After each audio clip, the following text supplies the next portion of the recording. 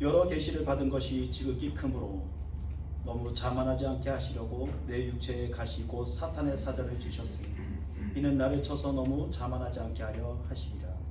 이것이 내게서 떠나게 하기 위하여 내게 3번 주께 간구하였으니 나에게 이르기를 내 은혜가 내게 족하도다.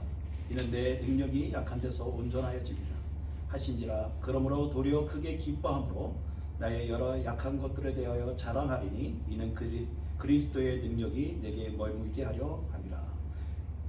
그러므로 내가 그리스도를 위하여 약한 것들과 능력과 궁핍과 박해와 공고를 기뻐하노니 이는 내가 약한 그때에 강함이라. 아멘. 교회 소식 잠시 전해드리도록 하겠습니다. 우리가 다음 주에는 우리가 감사주일로 하나님 앞에 영광 돌립니다. 여러분들 함께 동참하셔서 또 주변에 있는 분들이나 또 함께 예배를 드리실 수 있는 분들을 여러분들 전도하셔서 함께 예배 드리실 수 있는 그런 시간 됐으면 좋겠고, 더욱더 우리가 이 시간을 지날 때마다 하나님 앞에 늘 감사하며 우리 교회가 주님 안에서 성장할 수 있기를 간절히 소원합니다. 우리 집사님께서 아까 기도하셨던 것처럼 우리 지금 밴쿠버 지역에 지금 산불이 산발적으로 일어나서 지금 많은 것들이 좀 타고 많은 사람들이 많은 것을 이뤘습니다. 여러분들 그것을 위해서 기도해 주시고 또 잃어버린 자들을 위해서도 기도해 주시기를 부탁을 드립니다. 그리고 우리 계속적으로 고창성 목사님과 사모님과 자녀들을 위해서 여러분들 지속적으로 기도해 주시기를 부탁을 드리겠습니다. 우리 하나님의 말씀 듣도록 하겠습니다. 오늘 제목은 균형 잡힌 인격이라는 제목으로 고린도후서 말씀을 같이 나누려고 합니다. 우리가 이 땅을 살아가는 동안 또 생명을 가지고 있는 모든 생명체는 반드시 경쟁을 통해서 강자는 약자 위에 군림하는 그런 제도를 가지고 있습니다. 이런 논리는 개인, 조직, 국가 간에 존재하는 강자의 논리며 이것을 힘의 균형 또는 힘의 논리라고 말합니다. 이런 원리는 개인과 나, 또 자신에게도 동일하게 적용되는 것 같습니다. 모든 사람에게는 강점이 있는가 하면 약점을 가지고 있습니다. 강점만 가지고 있는 사람도 없고 약점만 가지고 있는 사람도 없습니다. 그런데 문제는 우리는 내가 가진 양점보다도 강점보다도 약점에 대하여 더 신경을 많이 쓴다는 것입니다. 그 약점 때문에 우리는 주눅이 들기도 하고 불편하고 때로는 약점을 부인하고 그것 때문에 숨으려고 한다는 것입니다. 때때로는 우리가 가진 약점으로 인해서 내가 믿는 신앙, 내가 믿는 하나님을 부인하기도 하고 불신앙으로 하나님께 돌려드리기도 한다는 것입니다. 그런데 우리가 잊지 말아야 될 것은 여러분 누구나 약점은 가지고 있다는 거예요. 약점만 가진 사람도 없고 강점만 가진 사람도 없다는 거예요. 모든 사람들이 강점을 가졌으면 또한 약점도 가지고 있다는 거예요. 여러분들 그렇기 때문에 나만 약점을 가지고 있다라고 생각하시면 안 된다는 거예요. 중요한 것은 내가 그 약점에 대하여 내가 어떻게 반응하고 있느냐가 중요하다는 것입니다. 또 하나는 하나님은 과연 나의 약점을 어떻게 바라보시고 어떻게 생각하시고 계시냐는 것입니다. 하나님의 시각은 우리의 시각과 다름을 우리는 잘 압니다. 그렇지만 하나님의 생각은 우리의 생각과 다릅니다. 오히려 더 깊습니다. 하나님은 우리가 인간이 일하는 방법보다도 더 디테일하게, 더 세심하게 하나님과 시간에 하나님의 방법으로 일하신다는 사실입니다. 우리가 생각할 때 하나님은 강점만 들어서 우리를 사용하실 것 같지만 하나님은 우리의 약점을 들어서 사용하기를 원하시고 계신다는 것입니다. 고린도전서 1장 27절의 말씀을 제가 읽어드리도록 하겠습니다. 그러나 하나님께서 세상에 미련한 것들을 택하사 지혜 있는 자들을 부끄럽게 하시려고 세상에 약한 것들을 택하사 강한 것들을 부끄럽게 하려 하시며 라고 말씀하고 있습니다. 하나님께서는 우리의 생각에는 강한 자들을 들어서 더 그들을 강하게 더 좋게 만드실 것이라고 생각하지만 우리 하나님은 세상에 미련한 것들을 택하시사 여기에서 성경에 세상에 미련한 것들이라는 것은 세상에서 멸시천대를 받는 그 누구도 눈여겨보지 않는 사람들, 세상에서 소외된 자들을 들어서 그들을 지혜 있는 자들보다도 더 지혜롭게 만드신다고 말씀하셨어요. 그리고 세상의 약한 것들을 들어서 세상의 강한 자들을 부끄럽게 하신다라고 성경에 기록하고 있습니다. 여러분, 그러면 우리의 약점은, 여러분들이 가지고 있는 약점은 우연히 생긴 걸까요? 우연히 내 안에 약점이 생긴 것이 아니라는 거예요. 그 하나님이 우리 안에 약점을 일부러 허락하셨다는 거예요. 왜일까요? 이를 통하여 하나님의 능력을 나타내시고자 하기 위하여 우리 안에 연약함을 우리 안에 두셨다는 사실이에요. 성경에 보면 하나님께서 약한 자들을 들어 얼마나 큰 일들을 행하셨는지를 많은 이들을 통해서 기록하신 것을 우리는 발견할 수가 있습니다. 하나님께서 연약한 자들을 들어서 하나님이 있는 자들과 강한 자들과 지혜로운 자들을 부끄럽게 만드신다는 그 구조를 볼 때 우리에게는 얼마나 큰 격려가 될 수 있는 소식입니다. 물론 우리의 약점은 내가 엄마의 뱃속에서 응애하고 태어나면서 선천적으로 갖고 태어나는 약점일 수도 있습니다. 때때로는 어떤 사람은 후천적으로 불의의 사고를 통해서 그것을 내가 원치 않지만 그것을 통해서 가지는 약점이 있을 수 있습니다. 우리는 그것을 우리의 노력을 통해 그것을 극복하려고 하지만 여러분, 대부분의 우리의 약점은 우리의 노력으로 그것이 커버가 안 될 경우가 더 많다는 거예요. 반드시 우리의 약점에는 뭐가 있어요? 한계점이 있다는 것입니다.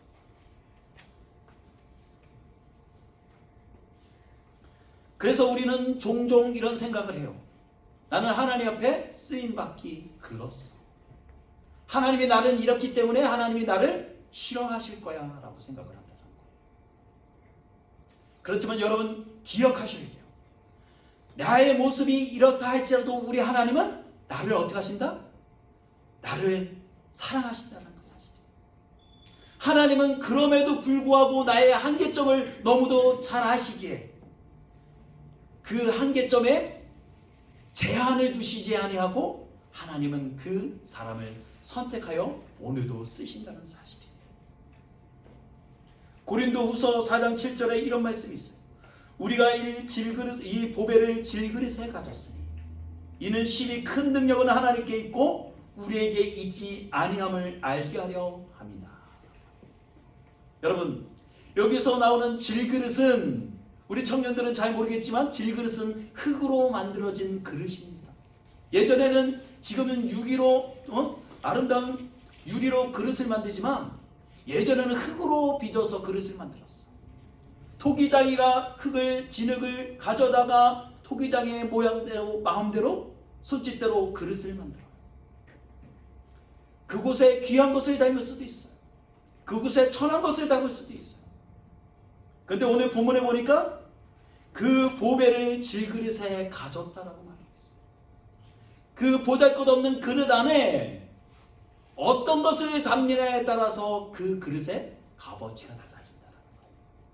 그런데 다행히도 우리의 연약함 안에 하나님의 보배를 우리 가운데 두셨다고 말씀하고 있어요. 여러분, 그러면 그 보석이 찬란하게 빛나는 것은 무엇 때문일까요? 그 질그릇이 품었기 때문일까요? 아닙니다. 그 안에 있는 보석이 진귀하기 때문인 거예요. 내 모습이, 내 연약함이, 나의 강함이 너무도 위대하기 때문에 하나님이 나를 기뻐하시는 것이 아니라 내 안에 예수 그리스도의 능력이 충만하기 때문에 나의 모습이 아름다운 거예요. 아멘.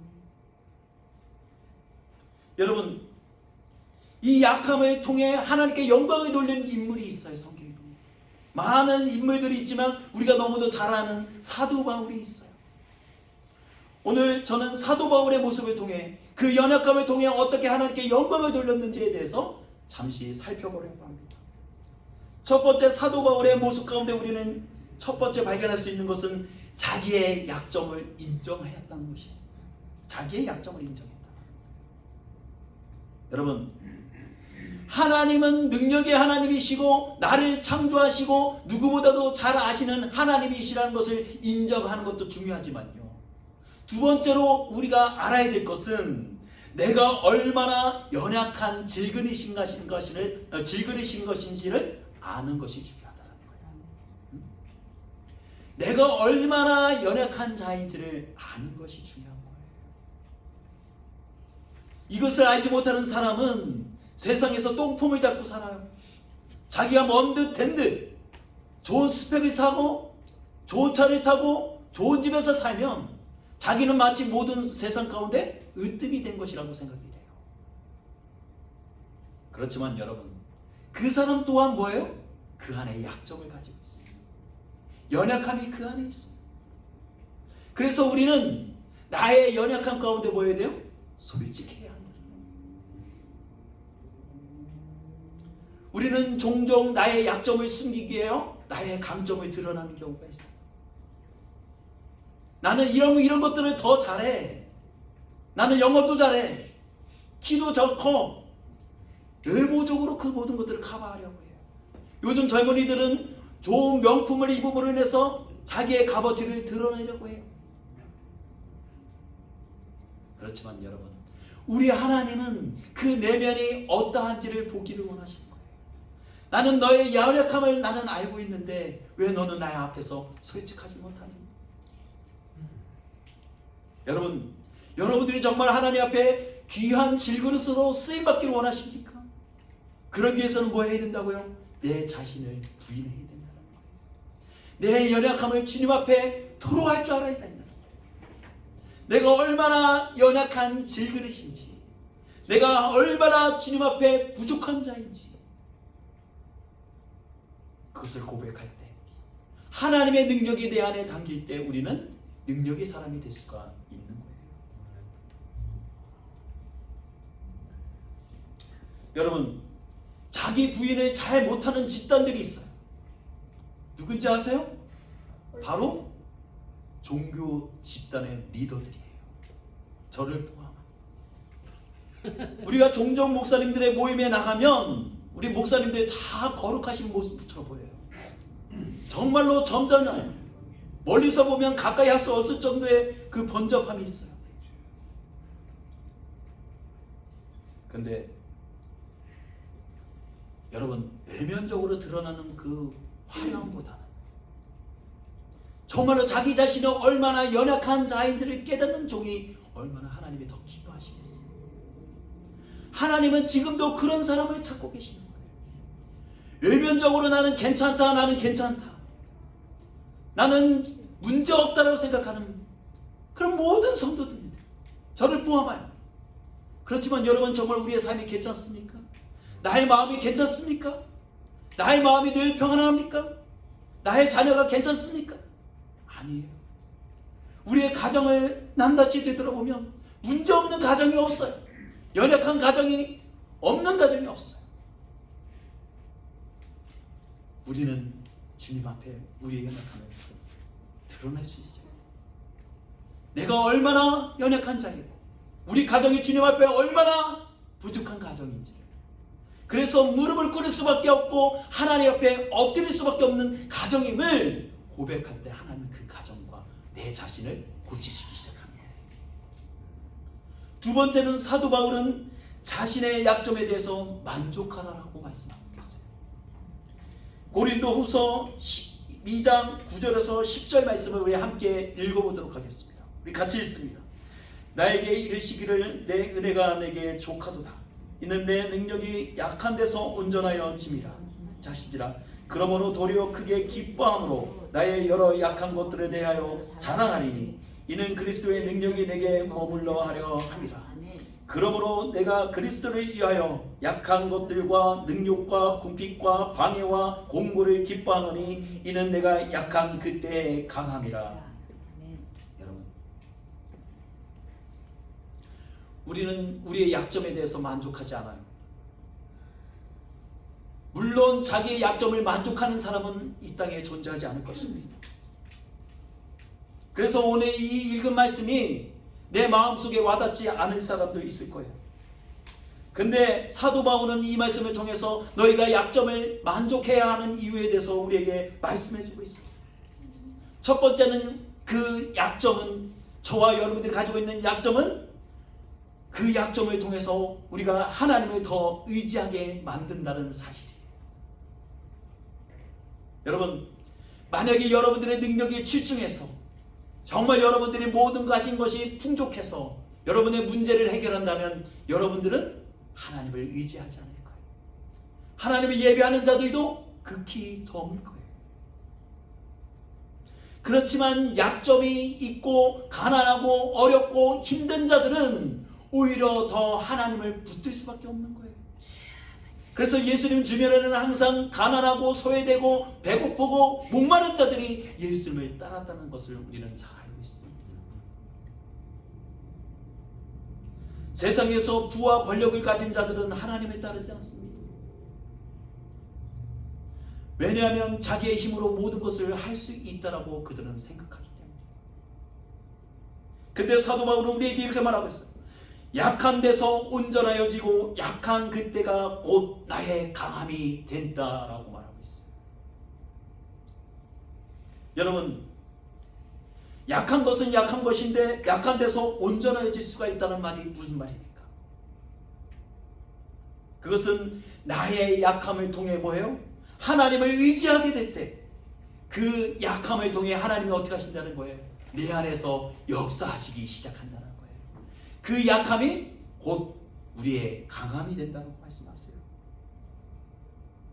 우리의 약함을 통해, 나의 부족함을 통해 하나님의 능력을 부어주시사 우리의 강함이 되게 하신다는 거예요.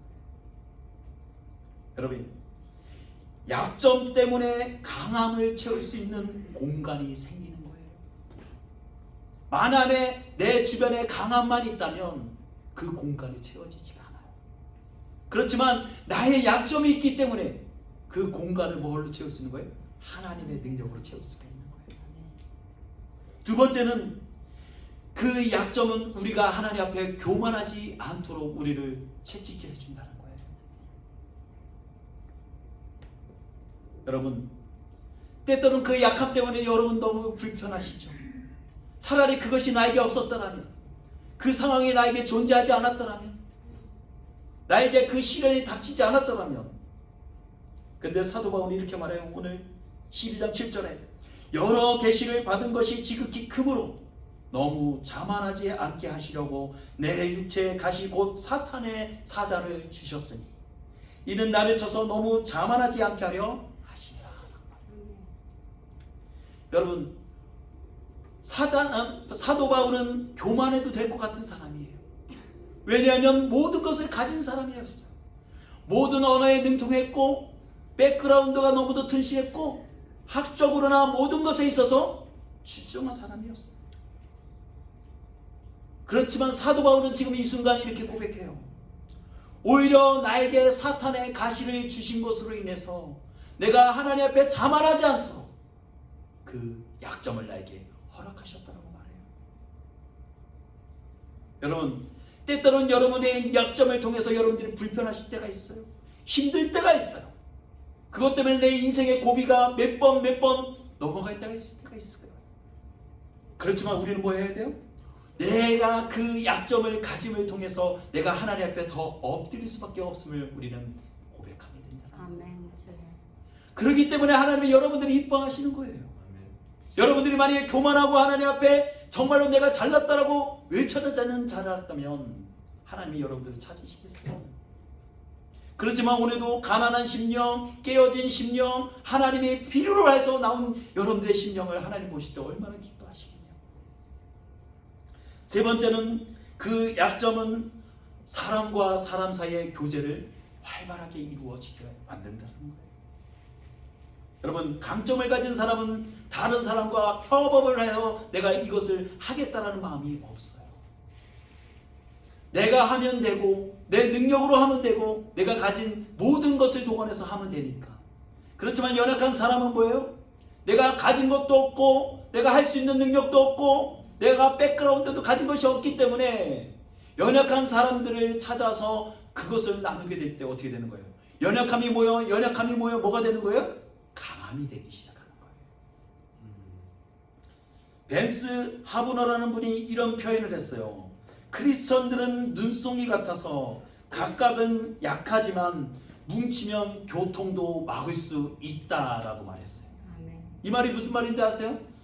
하늘에서 내리는 눈은 하나하나는 보잘것없는 그냥 사르르 녹아버리는 눈이 될 수밖에 없어요. 그렇지만 그 눈덩이가 어떻게 돼요? 눈이 쌓이기 시작하면 어떻게 해요? 밤새도록 그 눈이 녹지 않고 쌓이게 되면 어떻게 해요? 교통이 마비가 돼요. 모든 것이 마비가 된다는 거예요. 크리스찬들은 그렇다는 거예요. 크리스찬들은 각각 볼 때 눈송이처럼 연약하게 그지없는 사람들이지만 뭐예요? 뭉치고 연합하고 그리스도 안에서 하나를 이루기 시작할 때 뭐가 되는 거예요? 세상도 감당할 수 없는 집단이 되기 시작한다. 여러분, 우리가 받은 상처는 우리에게 약점이 될 수도 있습니다. 그렇지만 반대로 그 약점은 뭐예요?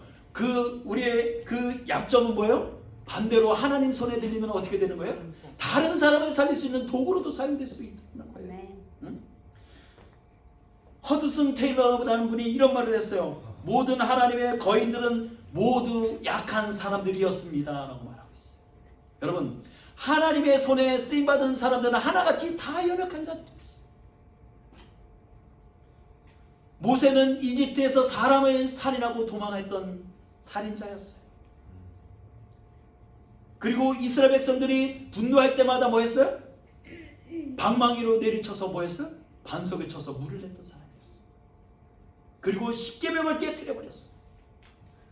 그렇지만 하나님께서는 성경에 기록하고 있어요. 모세는 지구상의 가장 온유한 사람이다 라고 말하고 있어요.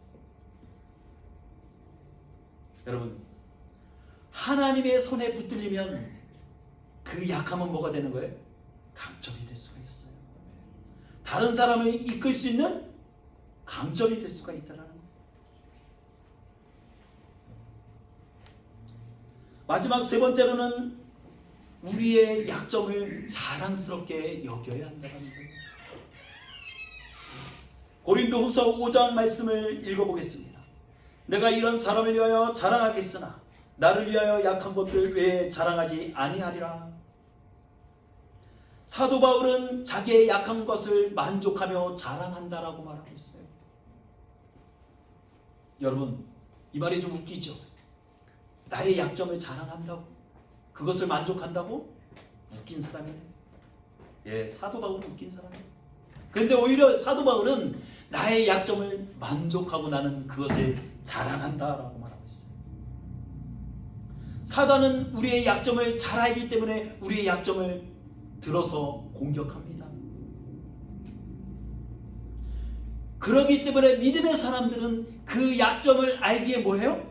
하나님을 더 의지할 수밖에 없다는 것을 너무도 잘 아는 사람들이에요. 나의 약함 때문에 하나님을 더 붙들게 되는 거예요.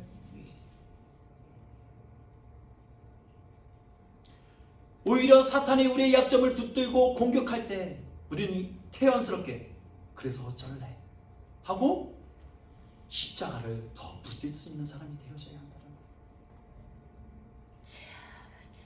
사도 바울이 정말 자랑할 것이 없어서 자기 약점을 자랑하겠습니까? 아니에요. 하나님이 자기의 약점을 통해서 일하시는 그 하나님의 능력을 그는 드러내고 싶었던 거예요. 여러분들의 약점은 어떤 것입니까?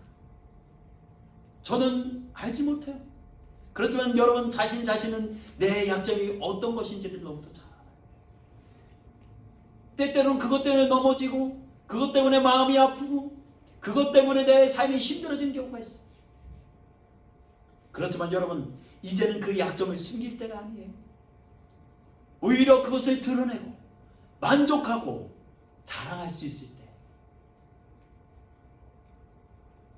내가 하나님을 더 의지하게 되고 하나님을 더 소망하게 되고 하나님의 나라를 소망하게 될 때 우리의 믿음은 어떻게 되어진 거예요?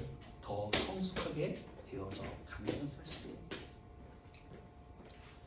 여러분은 혹시 이효진 자매라는 분을 기억하시나요?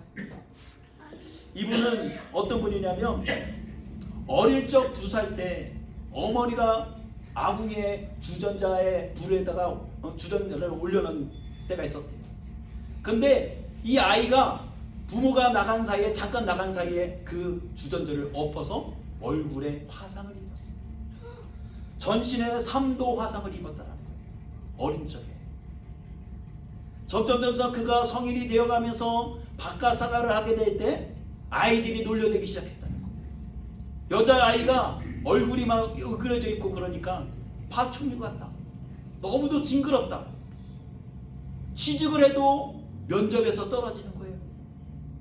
자기의 그런 약점을 통해서.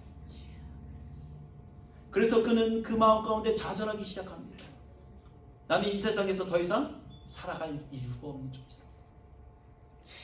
나는 희망이 없는 존재라고. 그러던 가운데 어머니의 사랑을 통해서 그가 그 안에 사랑이 회복되어지기 시작해요. 어머니가 그를 볼 때마다 사랑스러운 딸, 가장 이쁜 딸 말을 계속적으로 해주셨다는 거예요. 그런데 어머니가 갑작스럽게 세상에 떠나셨어요.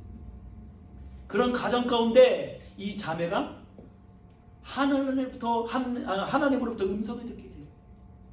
하나님으로부터 이 자매를 통해서 미스 헤븐이라는 단어가 들리기 시작했다는 거예요.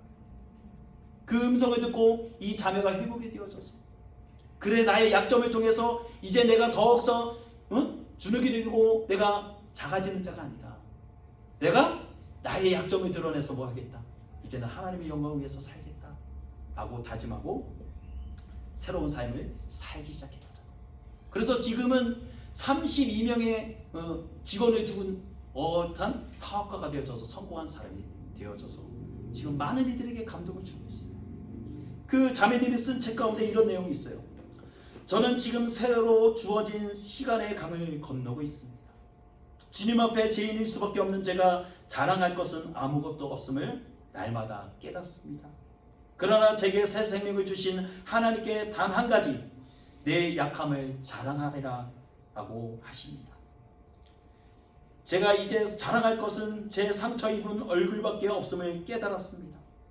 이 얼굴을 통해 사마리아와 땅끝까지 이르러 주님의 증인이 될 수 있다면 저에게 임한 고난은 결국 하나님께 쓰임받는 축복의 통로가 될 것입니다.